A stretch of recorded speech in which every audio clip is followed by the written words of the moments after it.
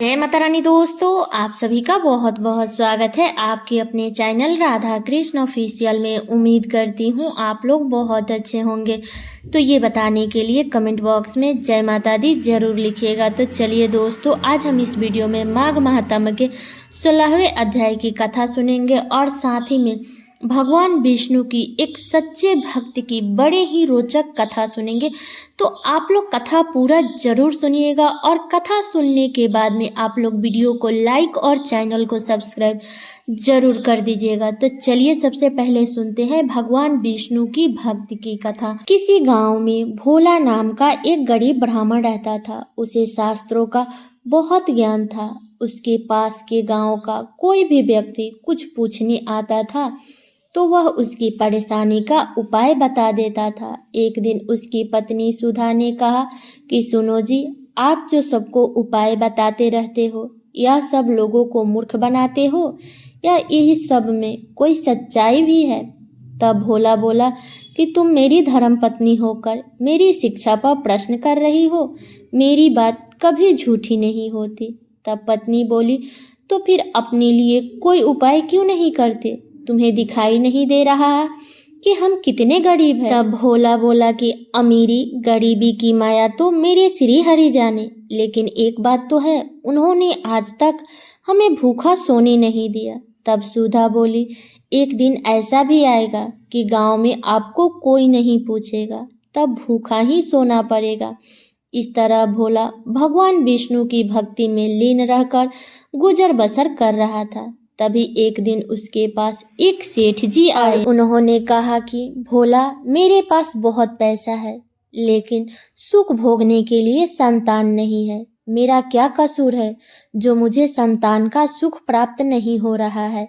तब भोला ने कहा कि सेठ जी, आपके पिछले जन्म के कर्मों के कारण आपके घर में संतान नहीं है।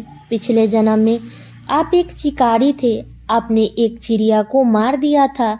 वह अपने बच्चे के लिए दाना लेने गई थी, जिससे उसके बच्चे भूख से तड़प कर मर गया।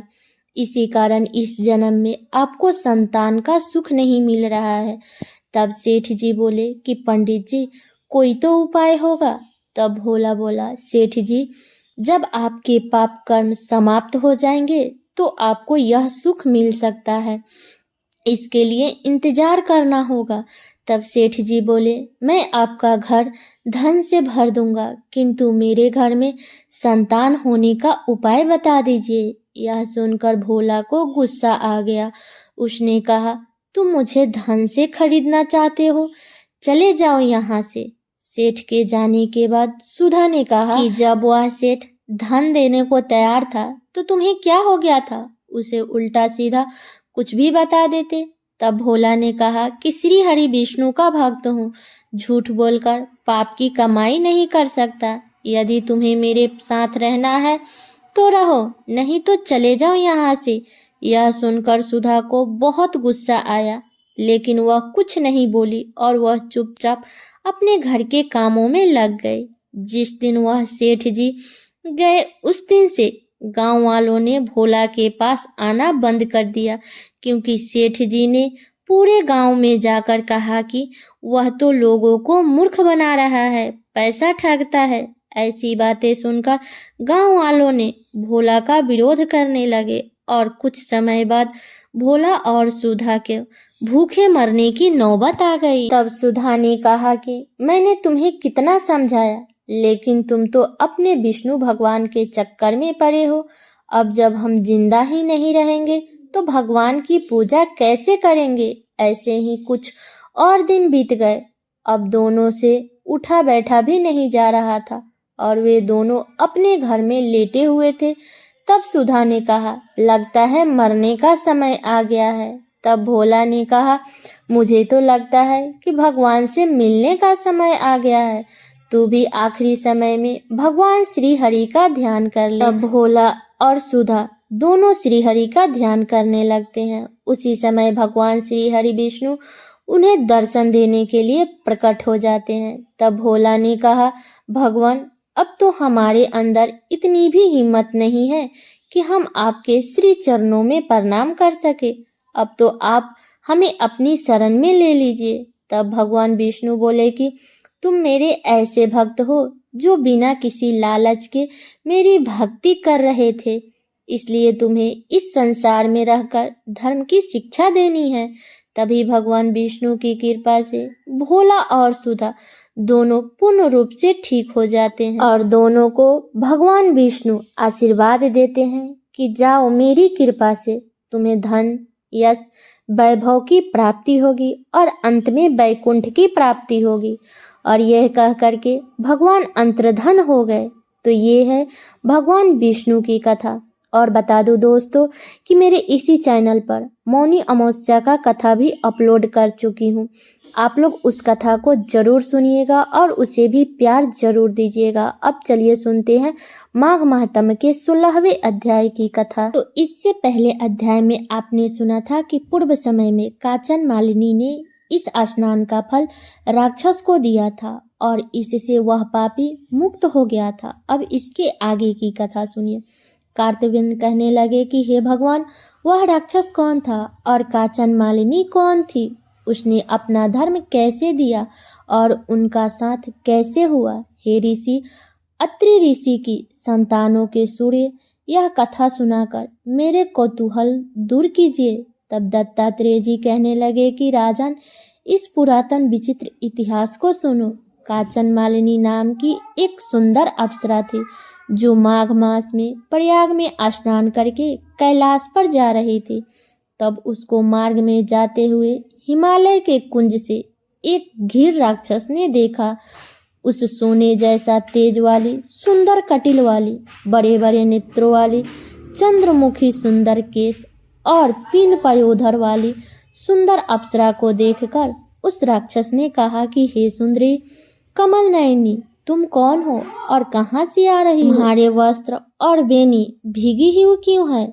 तुम आकाश मार्ग से कहाँ जाती हो और किस पुण्य के प्रताप से तुम्हारा शरीर ऐसा तेजस्वी और रूप ऐसा मनोहर है? तुम्हारे गीले वस्त्र से मेरे मस्तक पर गिरे हुए एक बूंद जल से मेरे क्रूर मन को एकदम शांति प्राप्त हो गई है।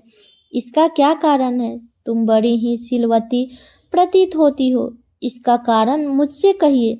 अप्सरा कहने लगी कि हे राक्षस, सुनो, मैं कामरूपिणी अप्सरा हूँ। मैं प्रयाग में संगम में स्नान करके आ रही हूँ, इसी से मेरे वस्त्र भींगे हैं। अब कैलाश पे जा रही हूँ जहाँ पर श्री शिव निवास करते हैं। त्रिवेणी के जल से मेरी सब क्रूरता दूर हो गई है, जिसके पुण्य के प्रभाव से मैं इतनी सुंदर और पार्वती जी के प्रिय सखी हुई हूँ।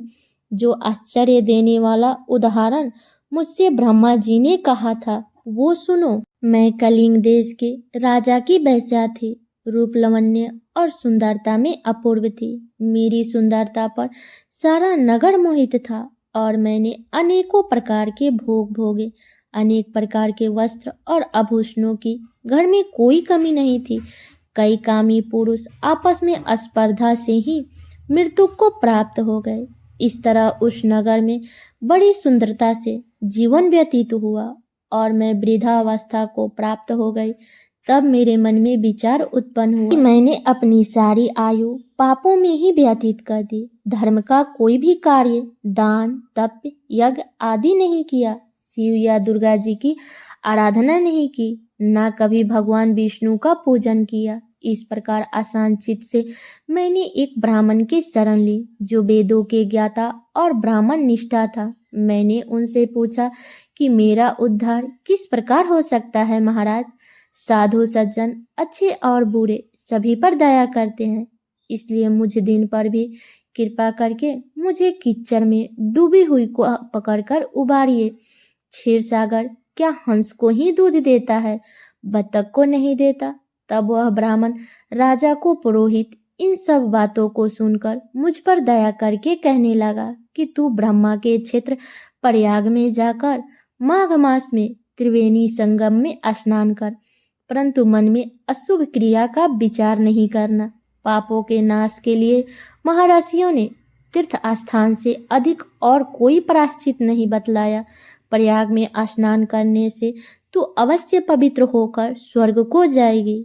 हे भामिनी, पुराने समय में गौतम ऋषि की स्त्री को देखकर इंद्र ने काम के वशीभूत होकर कपट वेश में उससे भोग किया था, इसलिए ऋषि द्वारा श्राप दिया गया और उसका शरीर अत्यंत लज्जायुक्त हजारों भागों वाला हो गया। तब इंद्र नीचे मुंह करके अपने पाप कर्म की बुराई कराने लगा। मेरु पर्वत के शिखर पर स्वच्छ जल वाले सरोवर पर एक स्वर्ण कमल से भरे हुए कोटर में घुस गया और अपने पाप को धिरकता हुआ कामदेव की बुराई करने लगा कि यह सब पापों का मूल है। इसके ही वशीभूत होकर मनुष्य नरक में जाते हैं और अपने धर्म, कृति, यश और धैर्य का नाश करते हैं। इंद्र ऐसा सोच रहा था कि इंद्र के बिना सारा देवलोक शोभाहीन हो गया।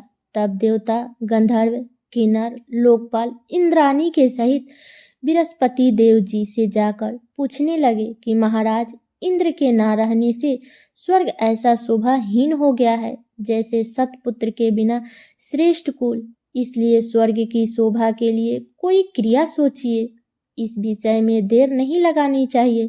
तब बृहस्पति जी कहने लगे कि इंद्र ने बिना सोचे विचारे जो कर्म किया है उसका फल भोग रहा है, और वह कहाँ है मैं यह सब जानता हूँ। फिर गुरु जी ने सबको साथ लेकर के स्वर्ण कमलों से युक्त बड़े सरोवर में इंद्र को देखा, जिसका मुख मलिन और आंखें बंद थी। तब इंद्र ने बृहस्पति देव जी के चरणों को पकड़कर कहा कि इस पाप से उद्धार करके आप मेरी रक्षा कीजिए। तब बृहस्पति देव जी ने इंद्र से कहा कि प्रयाग में स्नान करने से ही तुम पाप मुक्त हो जाओगे। तब इंद्र सहित सबने ही प्रयाग में जाकर संगम में स्नान किया और त्रिवेणी स्नान से इंद्र पाप मुक्त हो गया।